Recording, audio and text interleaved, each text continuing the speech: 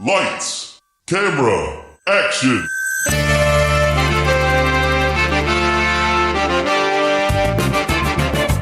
When a script is written that is so bad, no one will film it. These brave podcasters will bring it to life just so they can mock it. This is Table Reads. So the movie's kaput, which means your script ain't worth the buffalo shit on a nickel. Table Reads with Sean McBee and Joshua Baker. Hello, America and the world. Welcome back to Table. I still need like an opening, like hook. Sure. Like table readers. Call them table readers. What's hello, shitheads. What's up, table readers? What's up, table readers? Nice What's up, titty fans? I mean, I'm immediately hooked. you got one. Yeah. Like for titty I fans. just unliked and reliked the Facebook page. oh man, that's not helping at all. No. Welcome to episode 78, I believe, of 78. Table Reads. 78. Why would I even say it if I'm not sure? 78 sounds right. 78's the big one. That's a milestone everybody goes to. Exactly. Welcome to Preacher Part 2. We are reading Preacher by John August, who, I'm sad to tell you all, is a good writer and has written a good thing here. I don't know why he keeps writing all these Tim Burton things. Tim Burton, I am certain, is fucking up this guy's scripts. Has to be. Maybe he's reading this by one like, being "That's not Tim good." Burton. I mean, look, this guy, if he ever listens to this, he's gonna be like, "Yo, Tim's my friend, man. What you talking shit on Tim for?" Tim Burton used to be my very favorite director. Not a joke.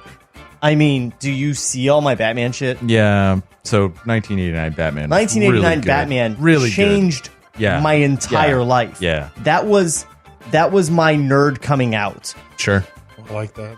It was puberty for my nerd brain. Nerd birdie. Whatever.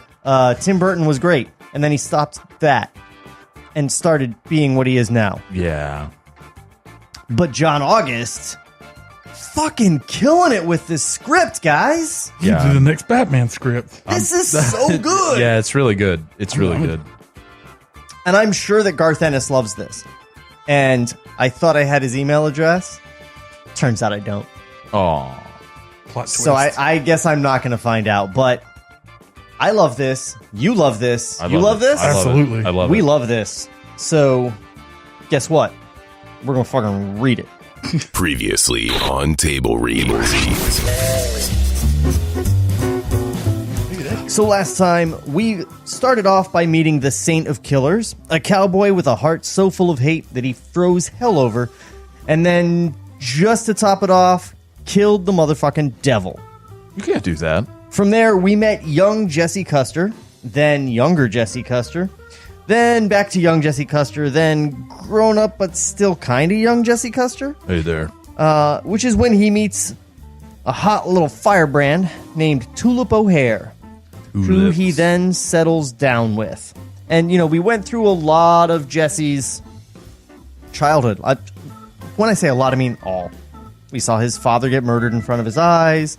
We found out he was raised by some creepy, culty, religious people. They put him in a coffin and tossed him in a lake. Yeah, and he made friends with an imaginary version of John Wayne that I did a terrible impersonation of.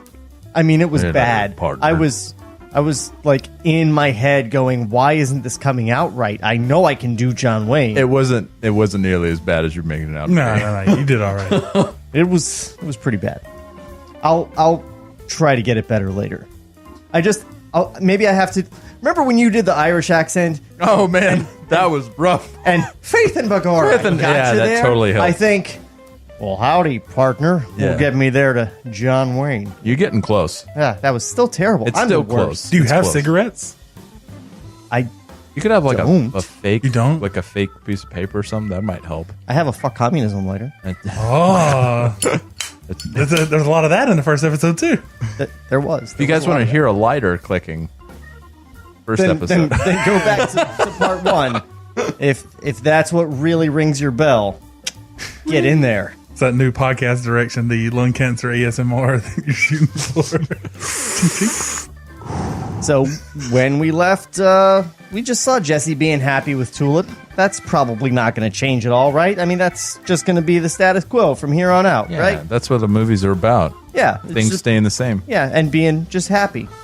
Once you hit page 25, like, you're set. Oh, this is the end game now. Yeah. Yeah, then it's just coasting the rest of the way. Fade in.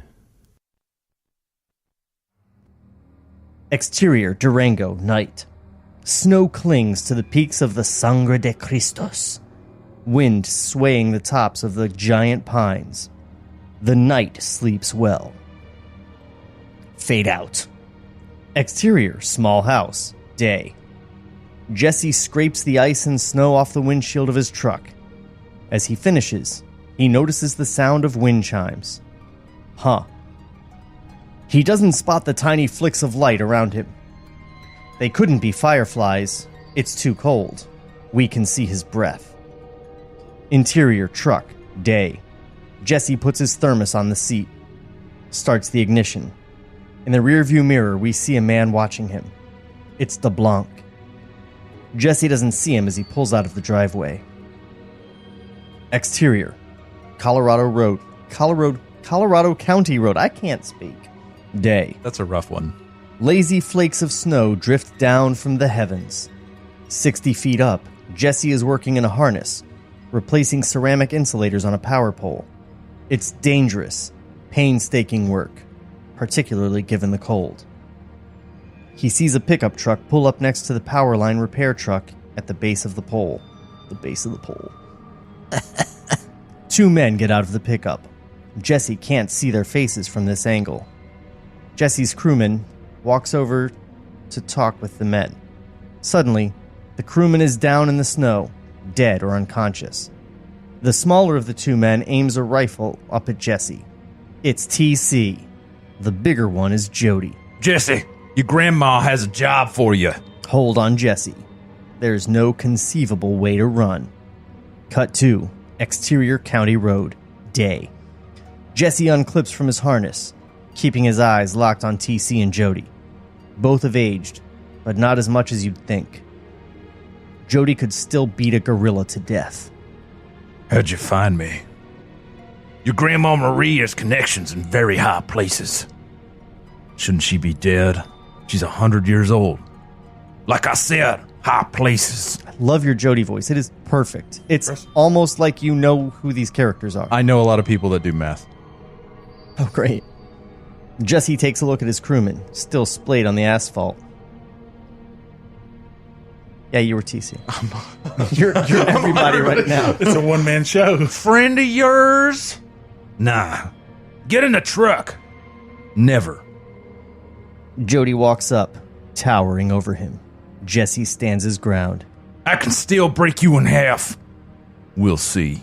Cut 2, exterior diner, interior pickup, day. Through a snowy smear, we see a cozy diner serving lunch to truckers and shopkeepers. This is Jesse's POV. Reverse to find Jesse leaning against the pickup truck window. He's taken a fierce beating. His right eye is nearly swollen shut. You hungry, Jesse? Hell, I could sure use a piece of pie. That one looks good. Through the diner window, reveal Tulip. She's a waitress. She chats with an elderly couple at a window booth. What did you say, Jody? Want to split it? Her name's Tulip, right? But she smell... Oh. Her name's Tulip, right? Bet she smells good. Fuck you. Do what Marie says and we won't lay a finger on her. But you say one word to her and anybody at TC cuts her tits off. And that's just for starters. You know how he likes it. Stopping him. What does she want? You're going back to Texas. There's a bunch in... There's a church in Anvil, brand new. You're going to be the preacher. Why? Because Marie says so. Fucking ingrate. That woman raised you. You were an orphan. Jesse just glares. He won't give them the pleasure of recounting how he became an orphan. You're going to go to Anvil and you're going to preach the word of the Lord. For how long? As long as it takes. Exterior, church at Anvil, day. A key slides into a lock. Jesse opens the door to the chapel. He's wearing a black shirt with a clerical collar, his iconic outfit. His face is still badly bruised. As he walks inside, we crane up, getting a better view. The church itself is unremarkable, a simple white steeple. But from this high angle, we notice something unusual about the land around it. The ground has been raised in concrete berms? Concentric. Concentric berms? I was focused on berms. Right. Does anybody know what a berm is? Yeah, so it's pile like a of dirt that makes yeah a barrier. pile of dirt. Yeah, Oh. you ride mountain bikes on them. On berms? Yeah, Mountain bike berms? yeah. They say that word about 1 million times in Making a Murderer on Netflix. That's where you learned That's it. where I got it from. It's a good place to hide I learned it bodies. riding mountain bikes. So Well, all right. I learned a new word today, everybody. It's berms. Not concentric, but burn. Raised in concentric berms, forming a giant circle. With the if it's concentric, wouldn't it be a couple of giant circles? Huh? yeah, no, that's Ah. true. He's right. He's right. Like almost like a maze. Busted script. With the yeah. We found the mistake. Oh, this guy really fucked up. Oh It's all God, it downhill from here. sucks. Only 10 more minutes of this. With the church at the center, it's like nothing you'd notice on the ground. It's nothing you'd notice on the ground, but looking down from the clouds, it's very distinct. Almost a bullseye. I don't know what I'm supposed to say exactly. Transition to interior, church at Anvil, day. Jesse is up at the lectern, giving his sermon. There are only 3 people in the whole church. I can tell you what's in the Bible. I know every word of it. Gotten beaten into me when I was a kid. But knowing the word ain't the same as knowing the answers. Half the time, you're not even sure of the questions. Close on one of the audience members, a lone woman with a headscarf. Probably cancer. But if I'm going to stand here talking at you, guess we might as well ask. Why does the world seem so perfect, yet so broken? She nods in recognition. As we come around on her, we reveal a new family sitting behind her. We're compressing 7 months of Sundays into a single sermon. Each week, the church is a little more full. Jesse's wounds heal. His strength returns. Why would a God that loves us treat us so bad? And why would he care so much what we think of him? Shouldn't he be bigger than that? Jesse's questions get a good reaction from the audience. He's not giving false hope. He's speaking the truth. Feel free to preacher this up a bit while he's giving his sermon. He keeps us asking to prove our love, but the only time I felt love, it was just there. It just happened. The only people who demanded love were psychopaths trying to scare me into obedience. Is that the kind of God that we want? The church is now nearly full. It's a crowd of misfits and outcasts who don't fit in at other churches. Bikers and 12-steppers, strippers and spinsters. And what kind of boss is he anyway? One of his lieutenants betrays him and he gives him the kingdom of hell? He has this celestial bureaucracy, saints and angels to hear our prayers, but we never get to know why exactly. Exterior, church at Anvil, day, storming. Dark clouds cover the sky, riled by strong winds. It's all top secret. Heaven is one giant CIA. We're supposed to have faith in faith. Do as we're told. The clouds part in a circle above the church. Interior, church at Anvil, day, continuous. Back on Jesse, fully in his moment. Then why give us free will in the first place? If we're just puppets, show us the strings. Or cut us loose if you're even there. Suddenly, the doors blow open. A sphere of glowing prismatic radiance swooshes down the center aisle. As it moves, it emits a piercing drone, a swirl of bizarre chords. The sphere hits Reverend Jesse Custer square in the chest, throwing him back like a rag doll. Tendrils of liquid light force their way into Jesse through his ears, mouth, nose, and eyes, until every glowing bit is gone. The sound dissipates, each note resolving. In the stunned audience, One man speaks up first. Reverend, you okay? Jesse climbs to his feet, grabs the lectern, woozy. His eyes open, glowing red. I am. That didn't work. You want to do it again?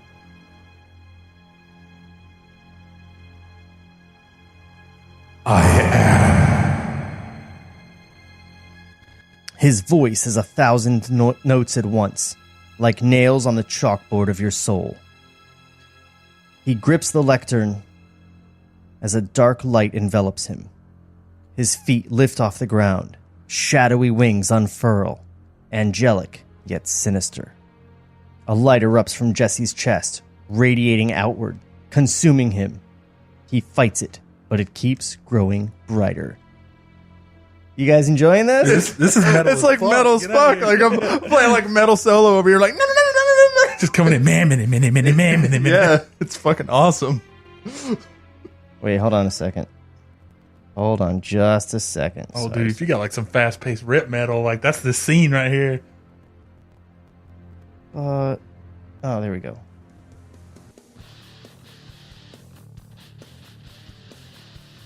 Oh, there it is. Is that metal enough for yeah, you? no, that's awesome. Perfect. That's the scene. Exterior church, day. The light inside the church flares so bright that the stained glass windows work in reverse, sending shafts of colored radiance into the stormy sky. And just as suddenly, it stops. We find Jesse Custer at the podium. He opens his eyes, no longer glowing red. He looks at his hands.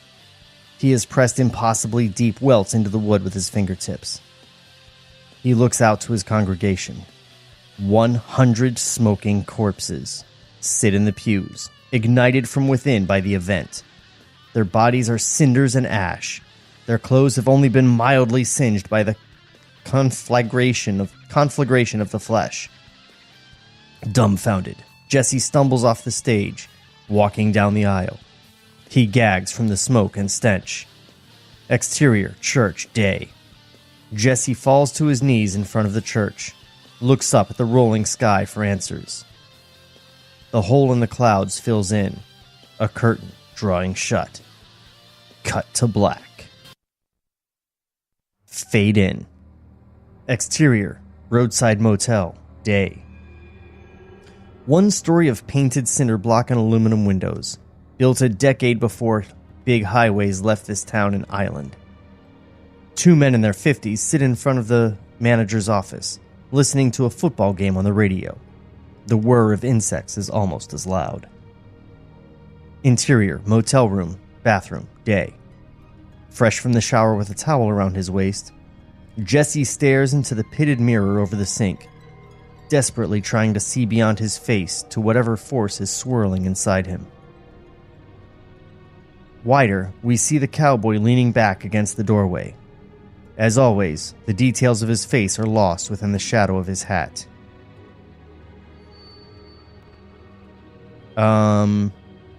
This is his first line. Why don't you go ahead and do your best, William Money? Not John Wayne. It's not. Who's William Money? I thought this cowboy was John Wayne. Yeah, You're it's right. you. This It's isn't you. the Santa Killers. This is Yeah, me. that's you. Yeah. Hold on. Give me that name again so I can Google it. William Money. Pilgrim. William Money. What happened today? There ain't two things like it. Folks will wonder how you walked away. I don't know. They're gonna come asking. Got till sunup before the morning paper has your face. Or the clerk sees it and wonders what kind of man he put in room 106. What kind of man am I? Best find someone to remind you. A beat, then Jesse heads to the main room. As he passes where the cowboy was standing, the phantom gunman is gone. Jesse is alone, as he always was. Jesse sits on the bed, picks up the phone, and dials from memory. Cut 2, interior, pickup truck, day. A cell phone buzzes on the dashboard. A woman's hand lifts the phone, checks the caller ID. Unknown caller. Wider. We see it's Tulip. She considers answering, but ultimately clicks to send the call to voicemail. She flips down the visor mirror, checks her makeup. Overdone, borderline trashy. Just right. Breathes twice, psyching herself up.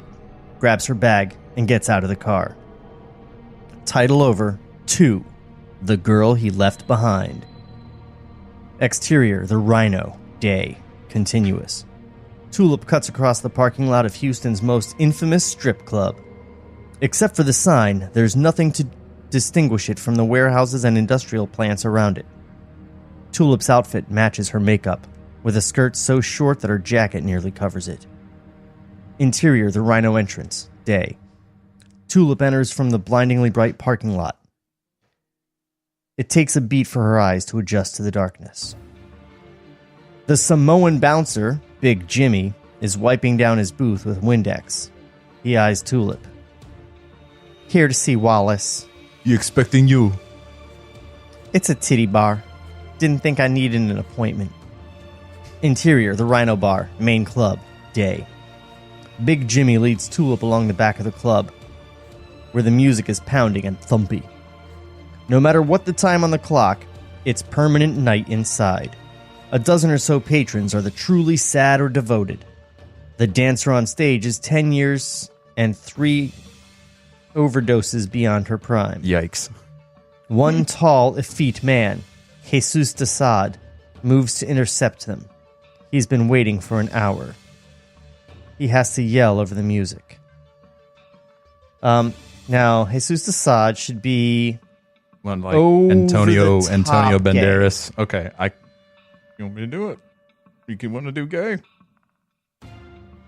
Like like it's like Jesus. I don't know how to do like Spanish. Like gay. an Antonio Banderas. No. He should be like I got like like gay. Hank Azaria in Birdcage. Oh no, you know what I'm saying? Oh no! I flew from San Francisco for this. You do it, Jeff. I flew from San Francisco for this. I think that's a little more Spanish than I'm going. I'm really hanging on the Jesus part. Actually, it might be Jesus Desaad. I'm not sure how it's pronounced. You know, like Jesus in Walking Dead is Jesus, not Jesus. Right. He might be the same. I don't recall if you it's ever kind of kicked pronounced it out off. there. Like I think you should get this. You want to do him? I don't know. You went ahead and did it right. Fine. I flew from San Francisco. Oh yeah, no. I ain't got nothing like that in me, brother. You took it to another level. I flew from San Francisco for this. You know how much a private jet costs? Big Jimmy unlocks the private door. They know you're here, Mr. Desaad. Big Jimmy gets the door open, waves Tulip through. Desaad tries to follow, but Big Jimmy blocks him. I want to know if he's worth it. Have you ever seen him with your own eyes? I don't work the basement. Exasperated, Desaad turns his attention to Tulip. I don't think I'm doing his voice right. As I recall, he's much more... Like Tim Gunn? Like you're looking for that kind of effeminate? Oh, no. No. Tim Gunn's way too classy for this guy. Oh, goodness. Exasperated, Desaad turns his attention to Tulip. You. Do you eat shit? Could I have a bear, fuck you? A real bear, not a fat man. Big Jimmy holds out a warning finger. Cool it. He shuts the door, keeping Desaad on the far side. Big Jimmy locks the door again with a key. Tulip notes this. Vietnamese sister. Everything is locked. You can't get in without keys. Cut 2. Interior. Small apartment. I went ahead and bit the bullet for you guys. Right. No deliberation. Let's just knock that one out. Flashback.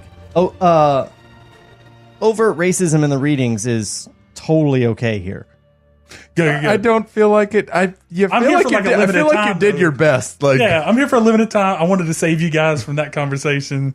Like That's we got great. gay Jesus going. I figured I'll just throw some. You're doing a good job. I appreciate that. I feel like we'd have to read it. Like a preacher, you're doing God's work. I did it. Flashback. Tulip sits at the Tran family's kitchen table, talking with the father, mother, and 21-year-old sister. They've been in the country 4 years. Vietnamese father. The mother never speaks. Just keeps wiping away tears. No, it's like a prison. Prison? Yeah, I think those... What do you want? I think those brackets mean that he's speaking in Vietnamese, and we're going to subtitle it. I don't speak Vietnamese. Yeah, you just read the line, though. The mother never speaks. No, that's direction. No, you say like a prison. just say like a prison. The mother never speaks, just keeps wiping. There might be a formatting error. I here. got it. I'm confused. The mother never speaks, just keeps wiping away tears. upstairs is just for show. The basement is where they make the money. You ever go down there? You don't go down there when they come back. Wait, sorry. I hate to have to read that twice. You don't go down there and come back. Tulip looks at the high school graduation photo of Alice Tran, a younger sister noticeably absent from the table. Back to interior, the Rhino / Wallace's office, day. Tulip buttons her shirt, audition over.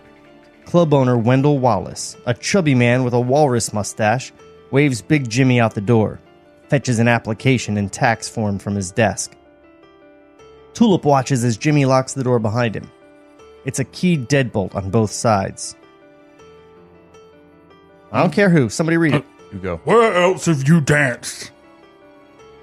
What? You check references? I need girls who will show up and shut up. That's me. That's you? Are you a smart girl?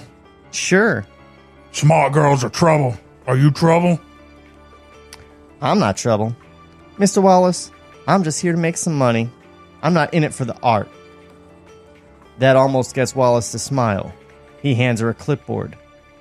What's a stripper supposed to do with a clipboard? Smack her butt with it? Keep notes. Smack a... As Tulip starts working on the forms, Wallace's eye... I was saving you guys from She yourself. works on forms.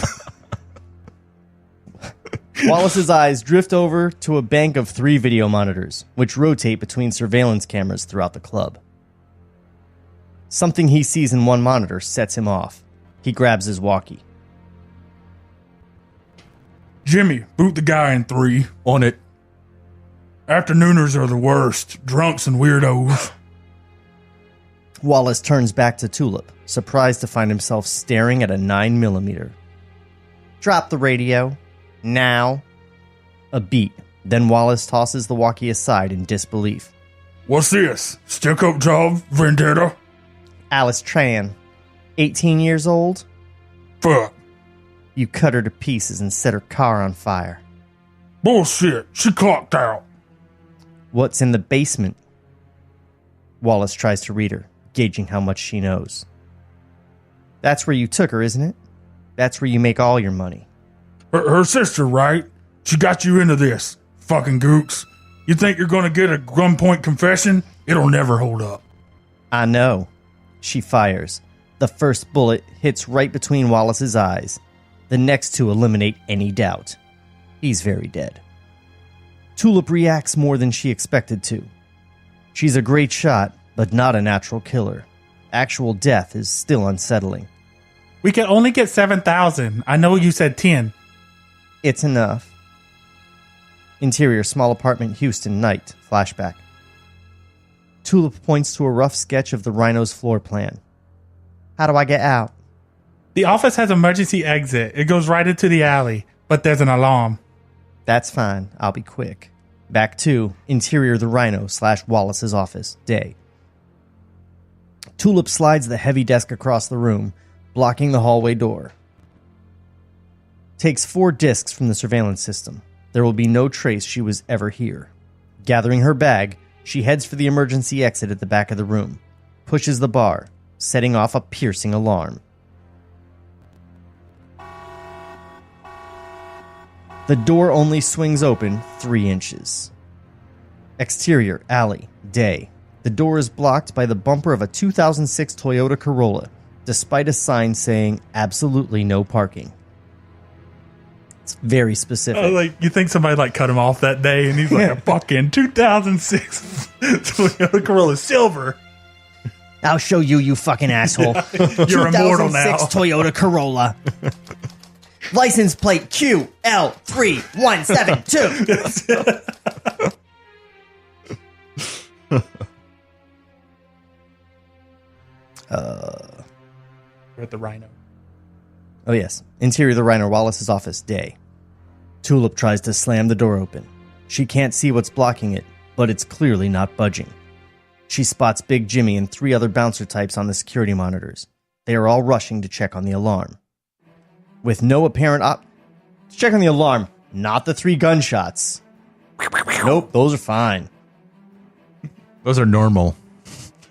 She spots Big Jimmy and 3 other bouncer types on the security monitors. They are all rushing to check on the alarm. With no apparent options, Tulip reloads. She'll shoot her way out if she has to. She drops a clip on the ground. Picking it up, she notices a brass keyhole in the floor. It was underneath Wallace's desk. A trap door.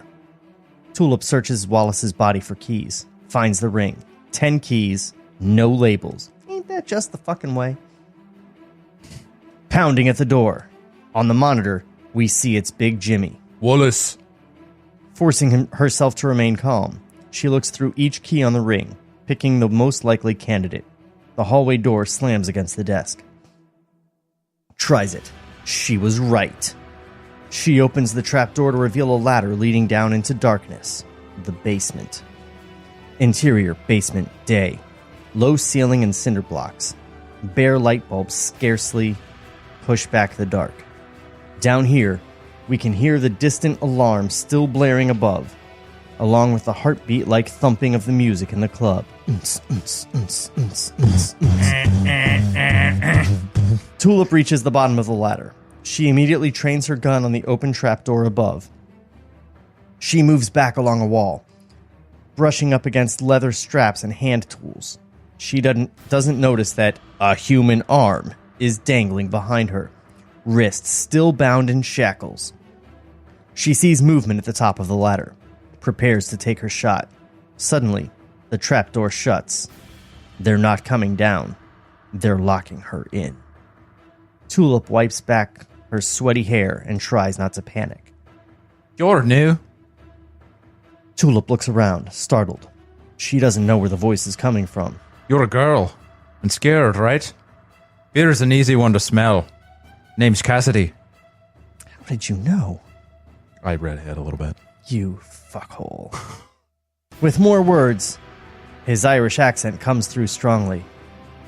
Where are you? Shelf, I think. I could see a light bulb. He must be lying. The only shelf's in the far corner of the room and holds a single cardboard file box. A bloodstain is soaking through the edge. Still, Tulip cautiously approaches, gun drawn. Indeed, the voice does seem to be coming from the box. I'm thinking, being you're afraid, we might be in a similar predicament. Not identical, granted, but...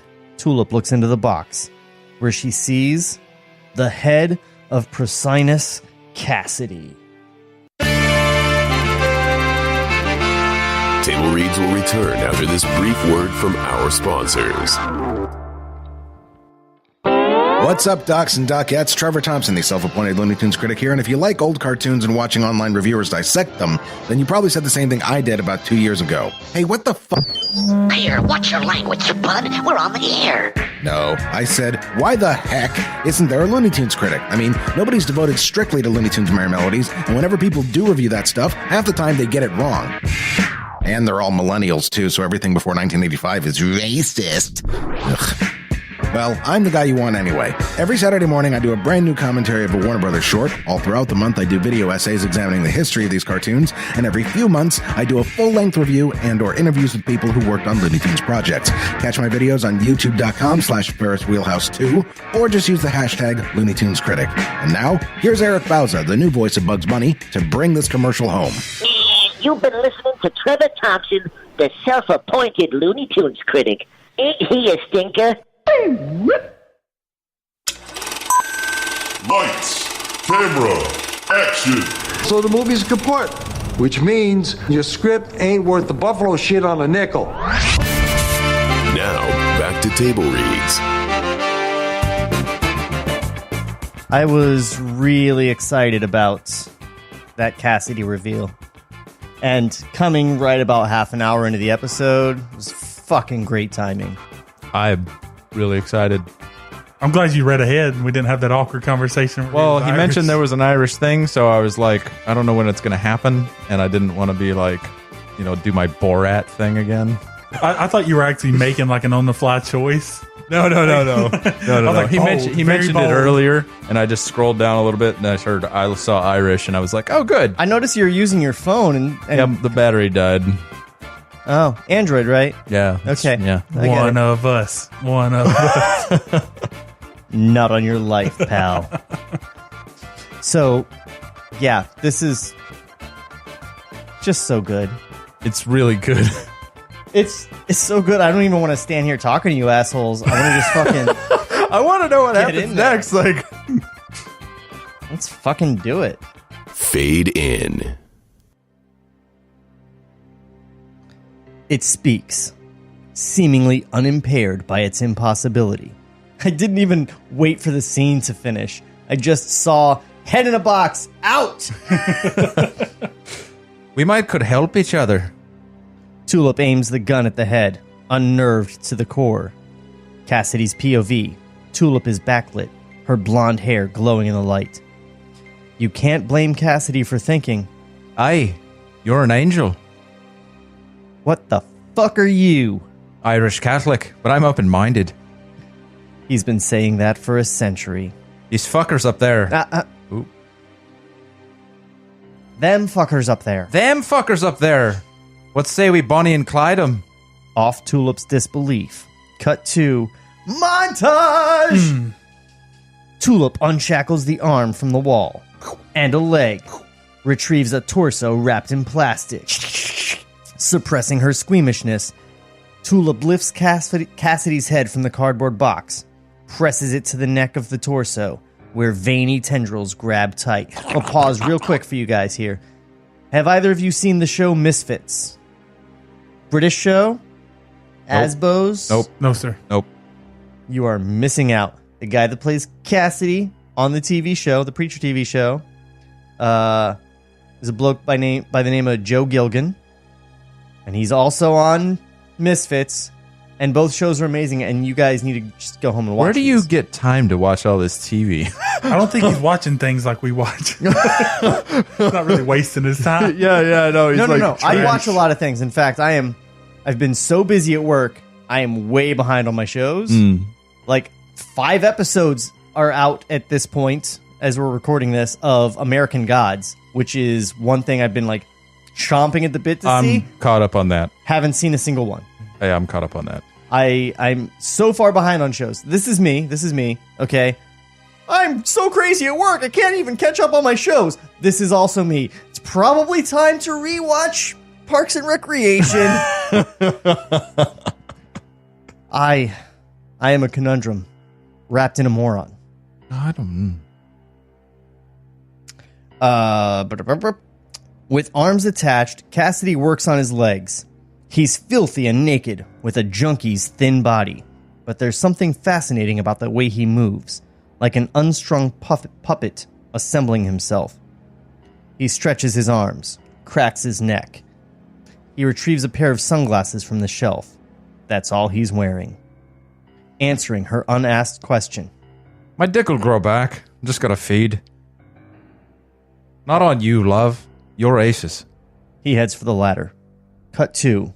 Interior, the Rhino / Wallace's office. Night. Blood drips off the edge of a counter.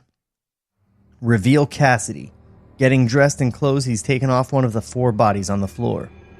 He wipes the blood off his mouth, cleans something stuck in his sharp teeth. Tulip retrieves her bag, digs out her cell phone. Insert, new voicemail. While she's checking the message, Cassidy tries the emergency exit. It's still blocked. He leans his shoulder against the door, pushing the parked car out of the way. That's how strong he is. Close on Tulip, listening to the message. She half smiles in disbelief. Interior, truck, night. Tulip drives. Cassidy rides shotgun.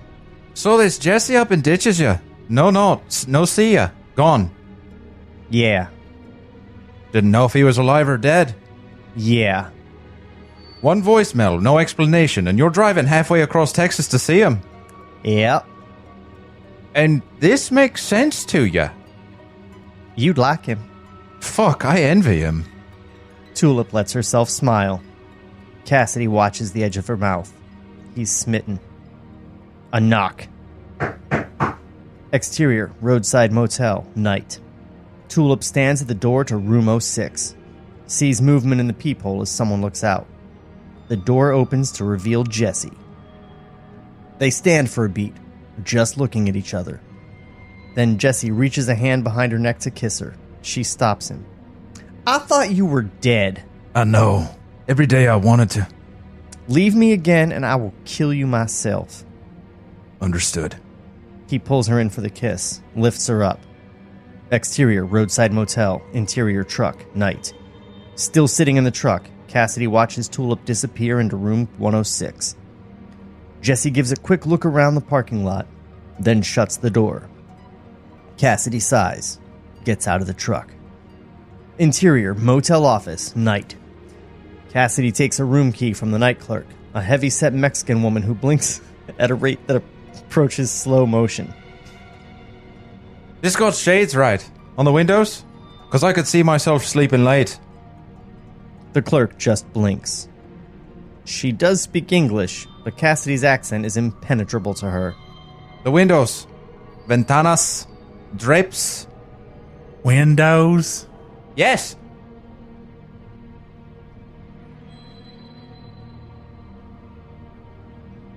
Yes, windows. That's fantastic. Windows. Windows? You're saying that rooms have windows in them. That's fucking incredible. You've revolutionized the hotel industry. Now, this thing is, I'm just speculating here. Some people might want the sunlight to burn them to ashes. So if we could block the sunlight somehow, that might help with repeat customers.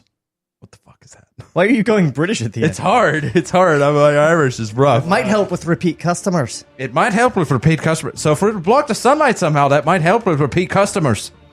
Confused, the clerk takes a different key from the rack, reluctantly offers it to Cassidy. So this one has drapes and the others didn't. That's why we're exchanging keys, no? She shakes her head.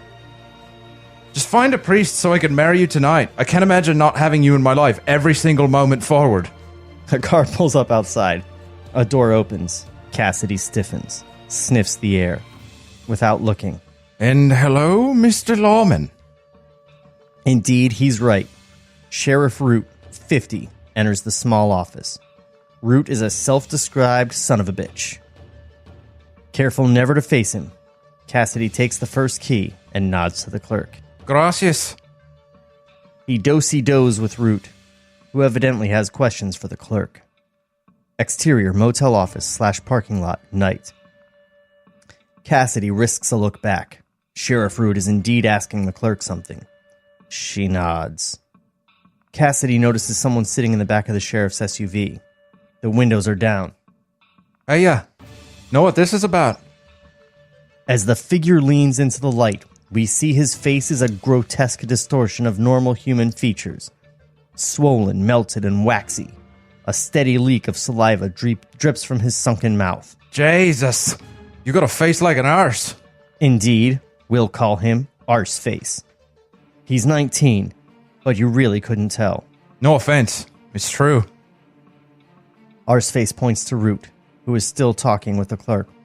Who's the dad? And this is your dad looking for a girl by chance. Maybe a girl and a roguish Irishman. Preacher. Vendor. He got a whole church. Burn him alive. Good hunting then. Hope you fry the bastard. He takes a few steps forward, then doubles back. You know where there's a store? Food. Half-blood dog. Obliged. Arseface smiles in his way. Interior, motel room, night. Carrying a bag of groceries, Cassidy sets his room key down on the desk. Listens. Rhythmic bumping along with moans and squeals. It's Tulip and Jesse next door. Tulip. Fucking hell. He turns on the TV. An infomercial for a kitchen gadget to drone out the noise. He retrieves 4 packages of ground beef from the grocery bag. Sitting on the edge of the bed, he eats large clumps of raw beef with his fingers, slurps the blood off the foam. Interior, Motel room bathroom, night. Cassidy checks the shower curtain liner. Heavy white plastic, light-proof. He carefully unclips it from the rod. Interior, motel room, night. Cassidy hangs the shower curtain liner under the thin drapes. He's halfway done when he notices movement in the parking lot. Exterior, motel, night. Cassidy's POV. Guests in pajamas and underwear are leaving the other wing of the motel, crouching low. Some have their suitcases, but most are leaving everything behind. At the dark edge of the parking lot, a sheriff's deputy is herding them to safety. Interior, motel room, night. Fuck. He switches off the TV, listens. More moans and banging. Jesse and Tulip are still going at it. He pounds on the wall. Tulip, quit your rotting and look outside. They evidently don't hear him. Cassidy considers his next move, decides on bold action. He makes a fists, curses the forthcoming pain, and punches through the wall. Interior, Jesse's motel room, night. Jesse and Tulip, both naked and sweating, look up to see Cassidy's bloody hand reaching through the drywall like a Romero zombie. What the fuck? Cassidy pulls his hand back, looking through the hole he smashed. He maked. I almost said he maked. He maked this hole. He can only see Jesse as he climbs off the bed. Tulip with you. I thought I heard her. She sits up, pulling sheets around herself. Cassidy! You're gonna want to get dressed. Exterior motel, night.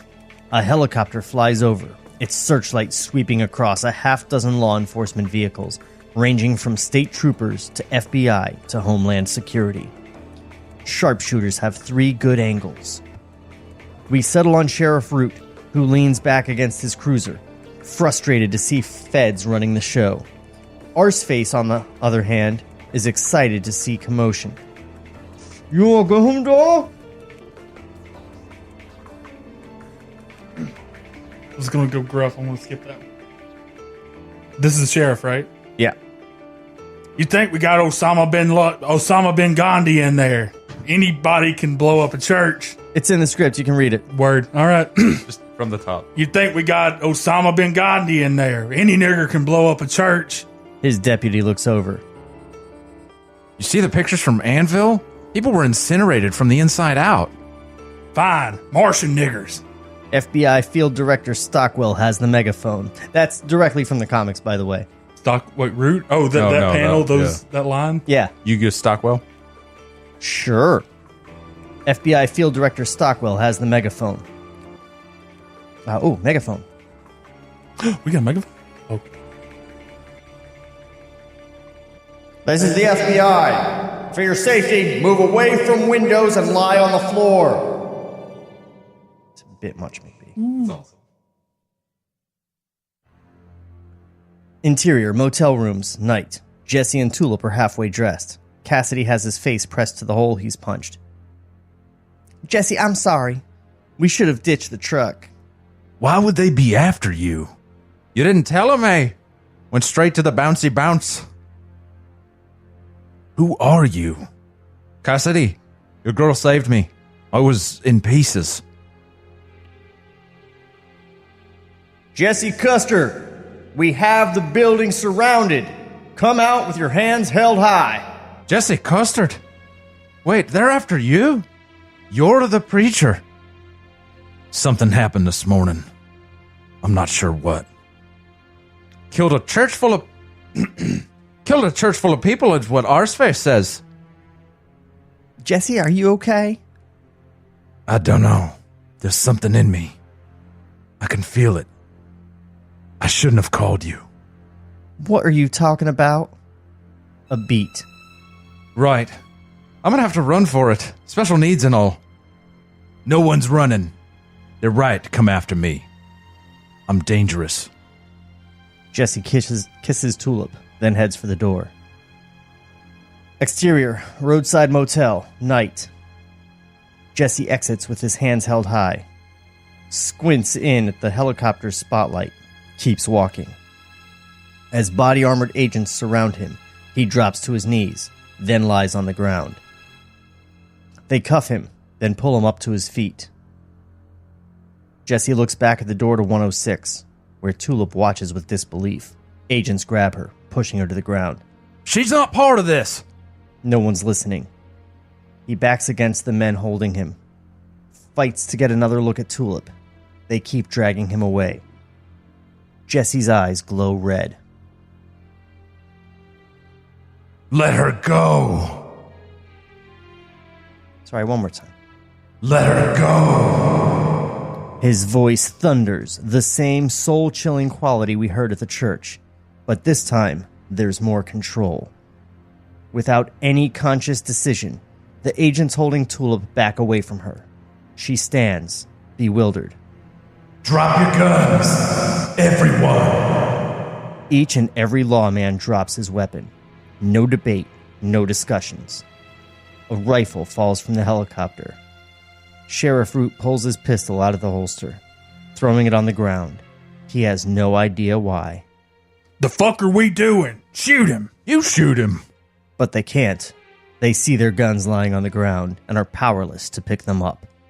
In the car, Arseface is fascinated. Cassidy steps out of room 107. Fuck. Tackle him. Nobody move. And just like that, even the idea of moving against Jesse is impossible. Tulip makes her way to Jesse. Everyone clears a path. Jesse gestures with his cuffs.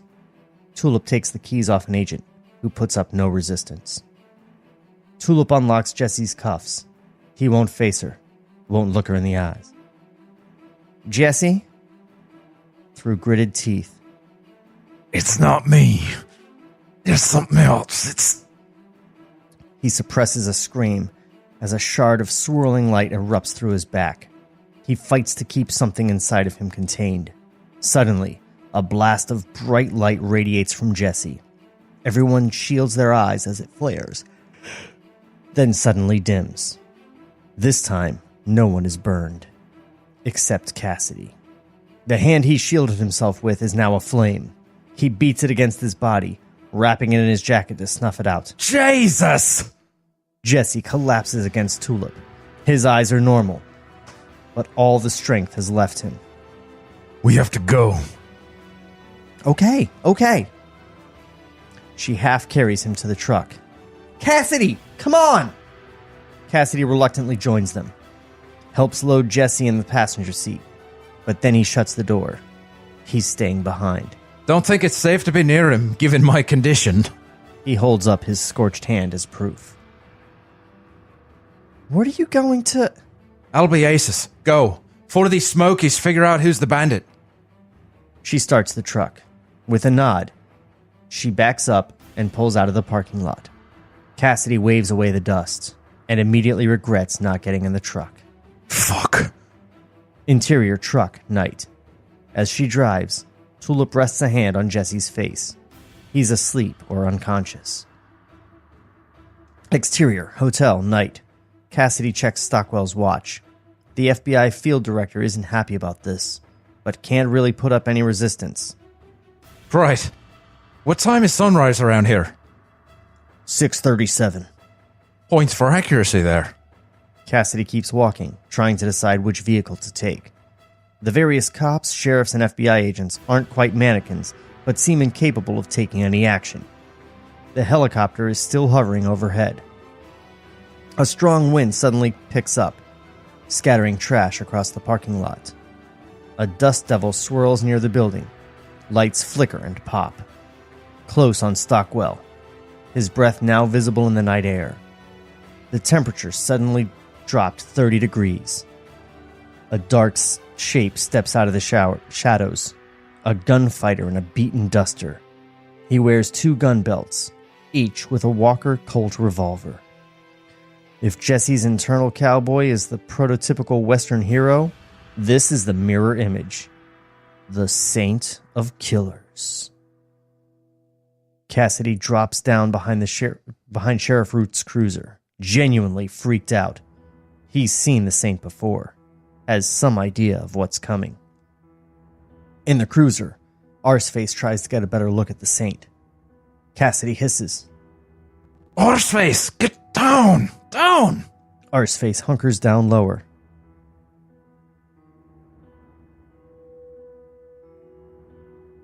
All right, what am I going for here? That's the William Money one. Yeah, you want to be Clint Eastwood from Unforgiven. From Unforgiven. Through your teeth like this. Here, Come and kill me. I'll give it a shot. Here we go. Where is it? Where's Genesis? A sea of empty faces. If you're talking about the preacher, he headed west with a girl. They're all yours. Reckon so. With no haste, the Saint of Kellers draws both revolvers, takes aim, and fires, killing every man he sees. On his fourth shot, we move into extreme slow motion, tracking one of his bullets.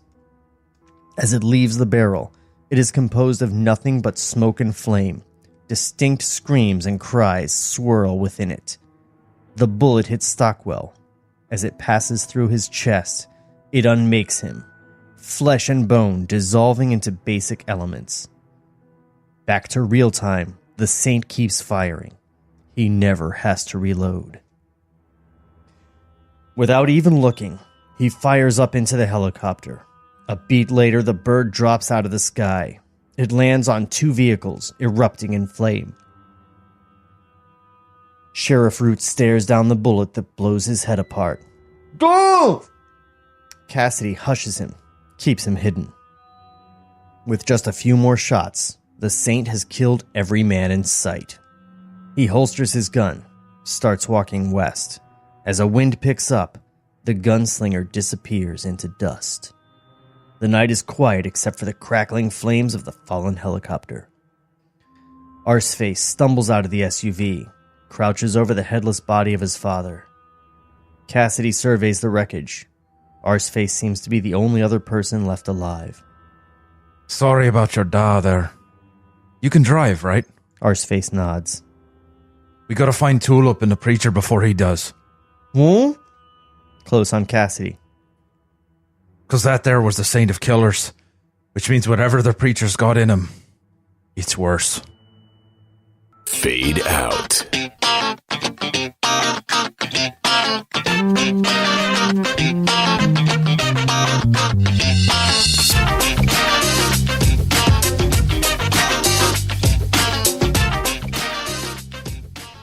This shit's awesome.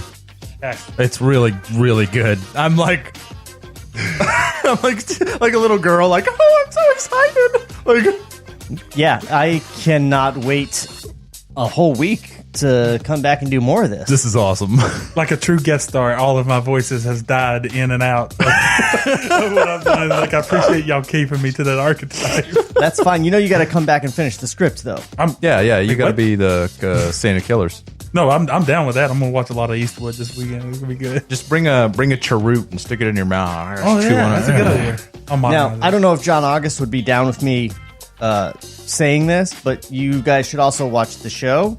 Because, okay, so I visited the set of the show, and the Saint of Killers, after they cut a scene, he walked off the set directly at me, not in character, just the actor, Graham McTavish, walking toward me, and he looked like he was coming to murder me. Awesome. He looked so fucking scary. And I was like, holy shit, just walking around, you look like you're ready to murder. And he's like, oh, he's British. Which way's catering? I'm about to murder some tacos. Crafty. So, yeah, the show's really great. And I don't know, John August here might be a little peeved at the show because his movie isn't happening for sure now because the show. Yeah. But we'll do our parts to bring this shit to life. Well, I'm doing my best. I'm trying. It's hard when there's one right after the other. I'm not trained hard enough to do that yet. So you're doing to switch your accents up. Yeah. Texan, Irish, Texan. And I'm Irish. trying to I'm having to remember them exactly too. Like, yeah, it's good training. I like it. Is that. It's fun. Now, when I read the comics, every time Cassidy said, Jesus, and it's spelled just like that. I was like, man, I don't know if that's racist or... But then I found out that Garth Ennis is Irish, so fair game, dude. Jesus. If you want to spell it Jesus, then more power to you, sonny boy. It's the only character he's actually writing true to rights. Like, oh, I get this one. And I got this one. Here's the other thing. Preacher is the quintessential American story. It's about a Texan preacher on the search for God whose imaginary guiding light is a cowboy, John Wayne. Sure. It's the most American thing. Written by an Irish guy. And the show has the preacher, played by a British guy, Tulip, played by an Irish girl, the Irish vampire, played by a Scottish actor, the Saint of Killers cowboy guy, played by a British man. There's like not an American on set. Right. That's There's no truth in this art. no. Who needs it? And it's amazing. So, Sold me, certainly. I'm gonna pop a few episodes for sure. Yeah. For the next one. the script is amazing. The show is amazing. The comic is amazing. Top to bottom amazingness. I don't know how we lucked into this. I'm delighted. I mean, I figured for sure a preacher script that didn't get made. Kelly's gonna hear this and be so Gotta be mad. shit. Oh yeah.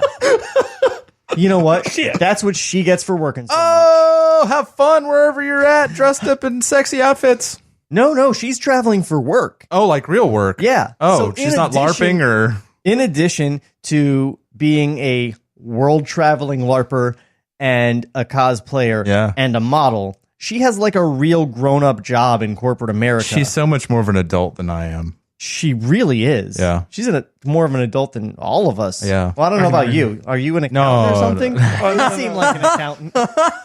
I'm an accountant. Oh, for sure. He's an accountant of Funko Pop Toys. That's right. I just keep counting the same 71s over and over again. My fiance's getting really suspicious where the money's coming from. I've limited myself to one Batman and one Mojo Jojo that are that were gifts. I didn't even pay for them. Oh, see? You're a god amongst mortals. and these little Batman ones that came with my Batman the Animated Series box set, of course. How many do you have, Jeff?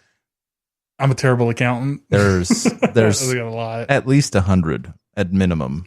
No, I can see. Like I said, I had to limit myself. Yeah. It's because every time I go to a store and I see how awesome they all look and they're not expensive, I'm like, I could easily drown in these. Yeah. It'd be a lot easier if they weren't like obscure ones, if it was all just like Batman and Star Wars and stuff. But like I walked in and I found like a Jack Burton one from Big Trouble in Little China. I'm like, of course.